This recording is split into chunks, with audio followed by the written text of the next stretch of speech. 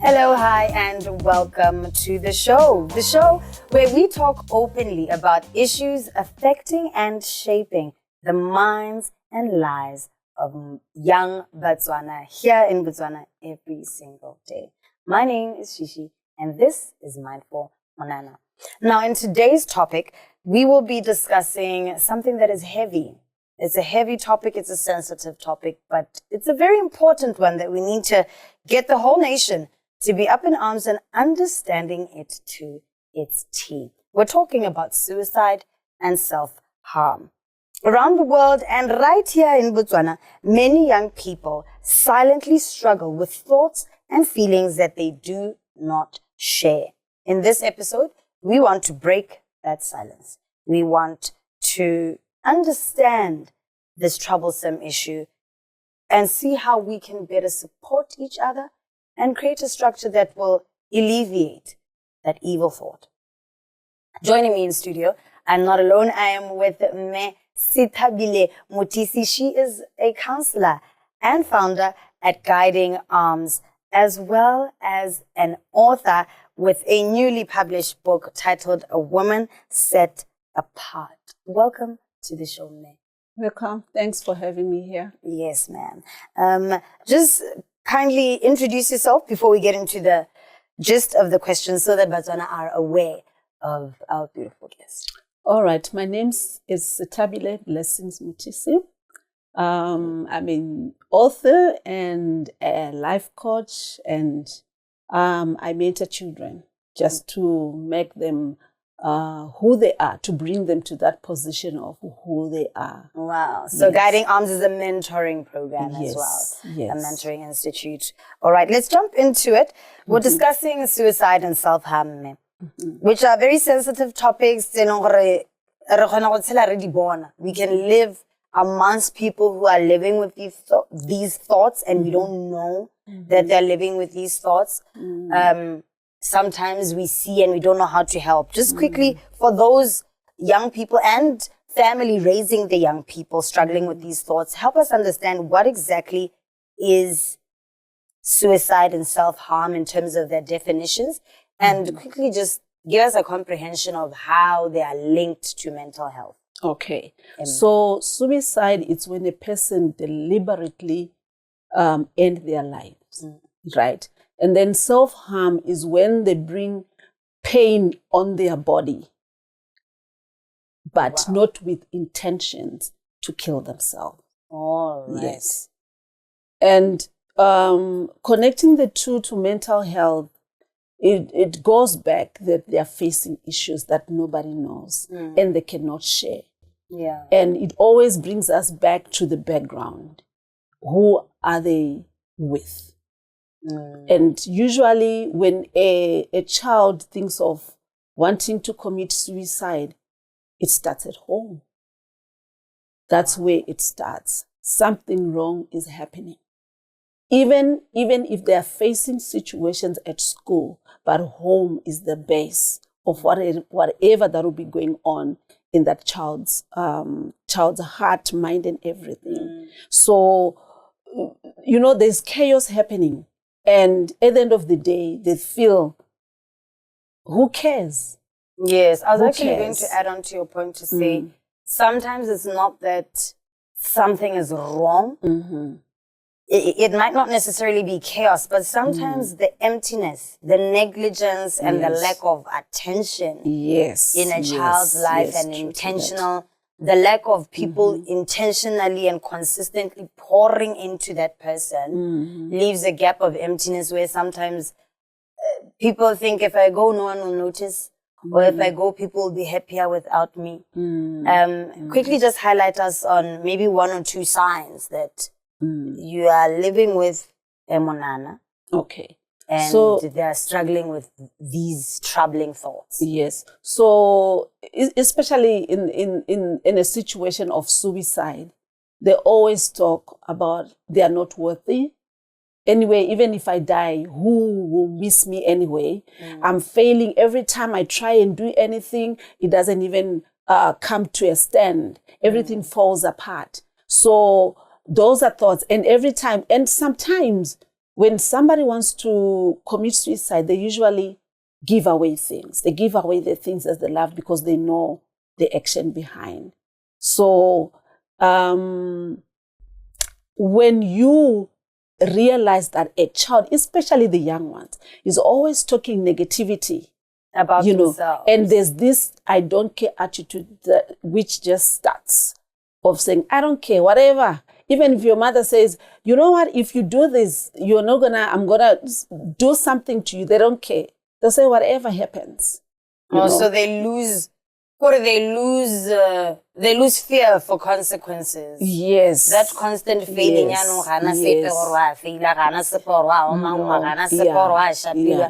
Because they've already planned. So they don't care, and it doesn't affect them anyway because to them, it's like, it is still fine. It is still fine. Whatever happened is still fine. What are, from your experience, some of the warning signs that someone is considering self-harm, especially among young people, but even beyond that, maybe in the way their life is going? Are there any signs in terms of life patterns or certain stagnancies or things that can signal out that this person is struggling with something and they could end up resorting to self-harm or suicide? Isolation. They isolate themselves. They no longer want to be among people because the fear is they might change her mind of what they want to do. So they would rather isolate themselves from everybody else, and also sometimes change of character, behavior, especially like these mood swings, like what I was saying, that I don't care attitude, it just grows up, So those are most the basic signs of when a child and how they start interacting as well. Even loss of appetite, the things they love to eat most, they don't care, they don't want anymore. Even you say, I'm getting your favorite pizza. Well, no, I don't want pizza today. And yet this person used to love pizza. That and they've never taken pizza down. Never. So the minute you say pizza and they say, it's okay, you guys can go, just know that there is a problem. And if you are a parent or guardian, when you have a child facing that, it needs you to be alert. It needs you to already get into it and try and find them help.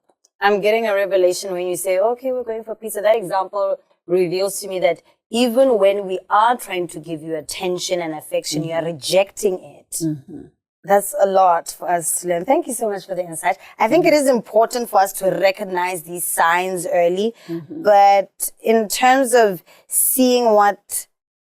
hearing on the ground what people are going through, I think we will have to take this short break just to quickly to hear what the Motswana on the ground has to say about what's troubling them that drives them towards suicide. What is it that they're experiencing in terms of constant negativity that, drives them into that dark hole. We're taking it to the streets. How are they living with this issue of suicide? We'll be back.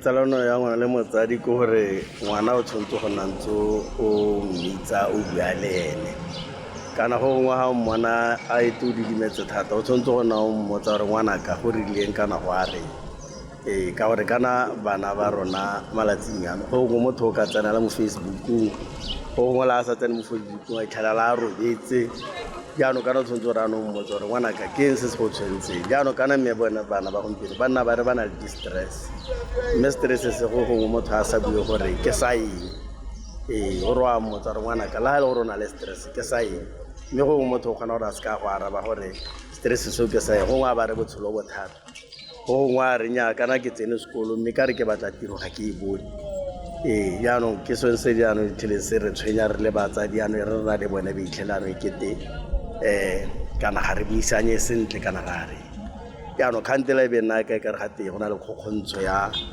batsadi le bana due to social media first of all, because most of the people are following social media and they think what they see in the social media is the real thing because of this content and trending things. So everybody wants to be relevant nowadays. And most of the things which are trending are bad things, alcohol. So there's no education, there's no goals, there's no things like real estate, like entrepreneurship. Nobody will trend those such things. So they lead them to having to go to have fun and do more drugs. So at the end, they lack money to buy those drugs. And yeah, they end up hitting themselves, stealing, hitting others, raping, all these social ills. So se se ka padisa gore ngwana a se ka bua le motsadi ko sa direng botsalano ga gare ga rona le bone kganye e leng te ke go ira botsalano le ngwana gone ngwana kana ke ngwana o ka bua se sengwe se a batlang go se bua hela kana a dira jang jaaka e tlhile gone re ba kgalemela ba tsamaya masigo ga o raya ngwana gore ke ngwe tla bosigo gore a nyane ke checkile tsala mme o mora gore nna kana la ga re gola tsala o e checkela nako e e rileng nako a gore wa gola pele mme anong bone ba kgona go tsamaya hela bosigo ba itisa a ba itisa kana ba re mme go nna le botsalano le ngwana ke go nna ntse o mmitsa gone o bua le ene gona ntse o mmitsa o bua le ene ka gore ene go bona ko engwe o ka tsaya nako a ka se ka gore a re papa kana mama go ntse jaana le jaana jaanong botsalano ke gore rona ke rona re ba bitse re bue le bone.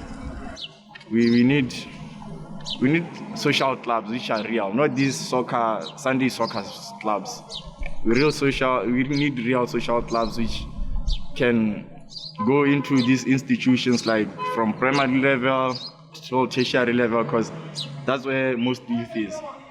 And talk with them even weekly, because they need motivation, they need courage, they need guidance. They get this from social media, from old people who don't have much of a good life, but I don't know what can I call it, this fake life, which they don't live per se. They see from other countries, they copy it in Botswana and think that they get more mapara and stuff, they slay queens. So we need social clubs.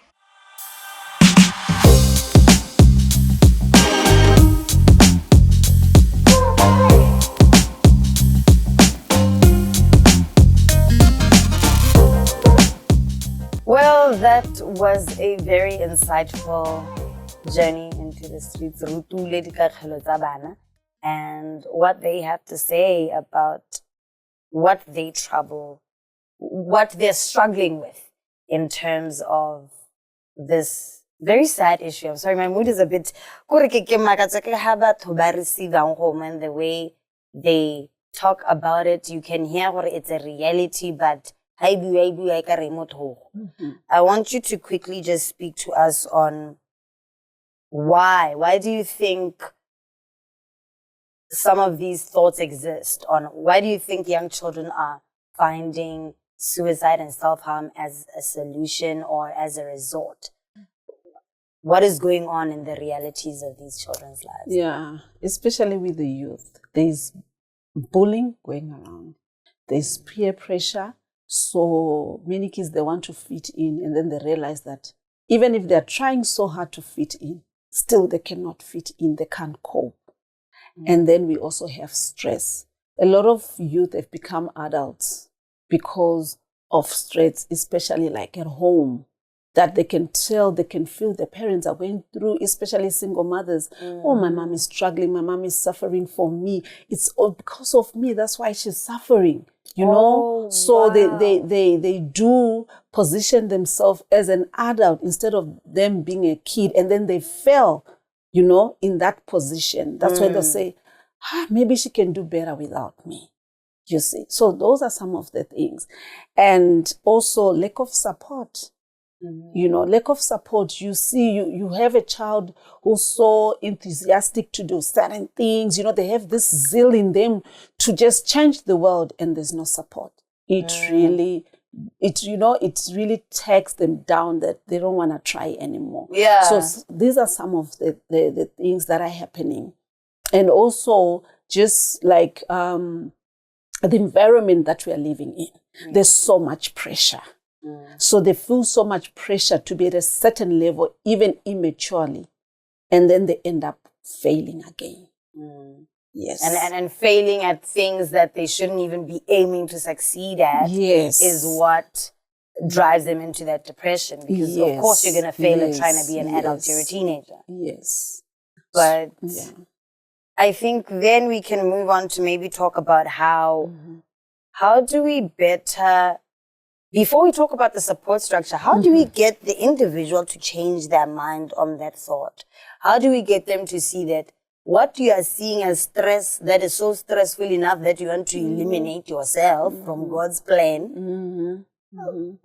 How do we get them to shift from that, to see that, yes, you have this issue, it's troubling you, but trust me, it's not worth a razor to your wrist. It's not worth you actually killing and ending your life.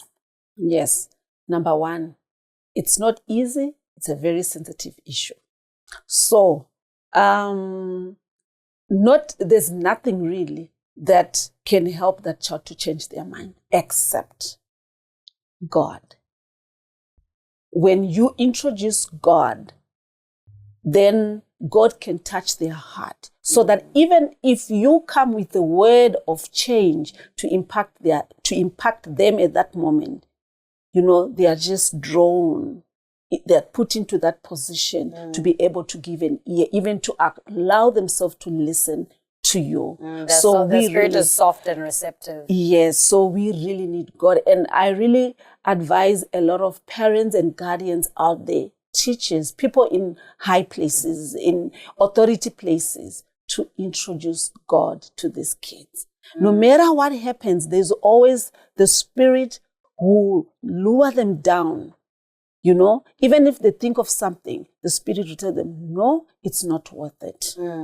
So for me, God, I use it every time and it works. And it works. It really works. Yeah. They say that maturing is realizing that life really is spiritual. Yes. And everything, good or bad, there's a spiritual implication, agenda, and energy behind it. Yes. The bad things have a spiritual energy to them. Yes. The good things also have a spiritual energy to them.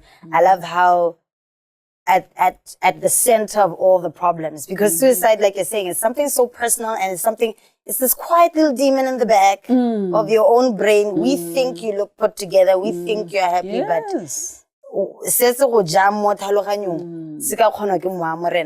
that point, it's just keeping up appearances, you know. I completely agree with you to that point of actively introducing a cement anchor like the word of God, because when other things change, as the troubles and challenges of life grow, as you grow, will tell you there's a point in life where you see yes. Yes.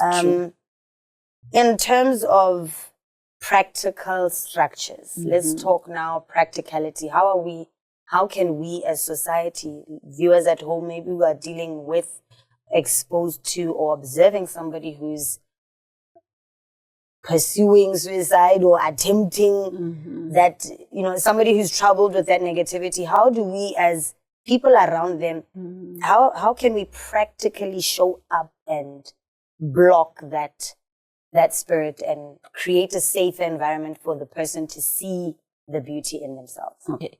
We have the home structure. We have the school structure. We have community neighborhoods. right? So in the home structure, as a parent, be always alert of what's happening in your children's lives. You are able to pick up. But if you are not alert, if you're an ignorant parent, you can never pick up when a child is about to commit suicide, because they may never show it and you won't see. So we need to be alert. In the school environment, as teachers, let's be parents as teachers, so that we can be able to know and study characters of each and every child, every pupil in your classroom, so that when there are weird signs, you are able to tell, okay, come on, girl, what's happening? Come on, boy, what's happening? Tell me, So, and then as the neighborhood, let's just be responsible adults. If I'm in the street and I see a child doing certain things, let me have care, whether they are my blood or not. I'm a parent to everybody. Let me reach out. It's not about me, myself, and I. As long as my kids are safe, I don't care about the next child. That is wrong. Let's have care. We started from there so that it works. Let's have care. I remember the other time I saw some kids around 6 wearing school uniform. I said, guys, are you not supposed to be at home doing homework? No, we left late. I said, you know what? If you are telling the truth that you were in school, fair and square. But if you were playing around, walking in the mall, this is wrong. You need to get onto your combi and go home. That's what we are supposed to do, so that we can be able to stop all these things. And like in the home, when you realize that your bubbly child, these days they're isolating, they don't come for dinner, they want to eat in their room, if you know that they get irritated and all of a sudden they are sober, they're just okay with anything, those are signs. Those are signs. Get to talk to them, draw them near, do it calmly, peacefully. You get results rather than fighting, Just sit them down, get them to have that reason on, is it really worth it? Because anyway, killing yourself, that's internal death, that's internal fire. There's no heaven in killing yourself. Everlasting fire. Yeah. You see. Also, just the fact that you're cutting your story short. Yes. We need to get to a point where these people realize that your problem now is not your problem forever. Like the finish line of your life doesn't include these current problems. Yes. And what God is trying to do in your life, in your story, you might find that if you were to spark a fire of resilience, and you light it in your path, one day these troubles that are making you think suicide is the answer will be the troubles that are the foundation to your testimony. Yes. For God to be God, it goes through fire. For it to be perfect, and it will never erode. So sometimes when you go through fire, God is preparing you to the top. Because if you are a leader, you have to have that resilience. So when God is preparing you for a great future, you need to be able to face any challenge, dealing with different people. It's not easy. So you go through a lot, and sometimes at that moment you don't see it, but there's always light at the end of the tunnel. There's always that hope. I want us to quickly get to this one. Sometimes you find that the people who are supposed to be supporting you, they don't know how to support you out of that phase, or they don't know how to correct you. Some of the mistakes that drive people to suicide, like you were saying, failing in school and this and that, you would think that your support structure, being parents and guardians, should be able to encourage you out of that thing, out of that shame that's driving you towards suicide. Can you speak to the people who are afraid to correct because of their own shame? Because there's an element there where you're scared, you don't have the confidence to correct something because you are familiar with the pain. First of all, you must not stop to reprimand or to help someone because you have gone through it. It even makes you a better candidate to help someone because you have gone through it.